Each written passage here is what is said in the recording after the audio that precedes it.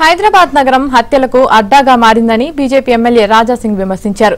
Law and order విషయంలో CM Revanth Reddy ఎవరి ఒత్తిడికి లొంగకూడదని సూచించారు.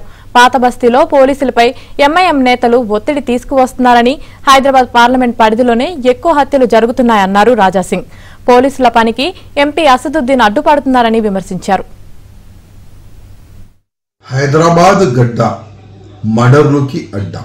ఇవాళ మనం చూస్తున్నాం ఈ ఒక్క నెల ఎన్ని మర్డర్లు అయినాయి హైదరాబాద్ ఓల్డ్ సిటీలో. కానీ నైట్ పూట 2 గంటల వరకు, 3 గంటల వరకు, 4 గంటల వరకు, పొద్దుగాల వరకు షాప్లు ఓపెన్ పెడుతున్నారు, హోటళ్ళు ఓపెన్ పెడుతున్నారు.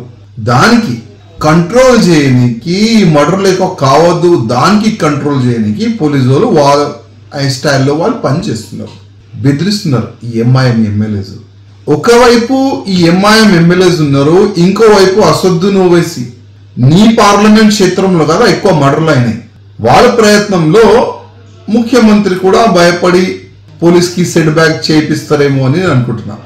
అందుకోసం ముఖ్యమంత్రి గారికి ఒక నివేదిక, ఏ రాజకీయ నేతలు ఒత్తిడి తీసుకొని వస్తే దానికి మీరు భయపడకండి, మీరు లా అండ్ ఆర్డర్ మెయింటైన్ కానీ మీరు ఏం పోలీసు వాళ్ళకి ఆదేశం ఇస్తారు, పోలీసు వాళ్ళు మీ ఆదేశం ఫాలో చేయాలి, అసదుద్దీన్ ఓవైసీ ఆదేశం ఫాలో చేయకూడదు.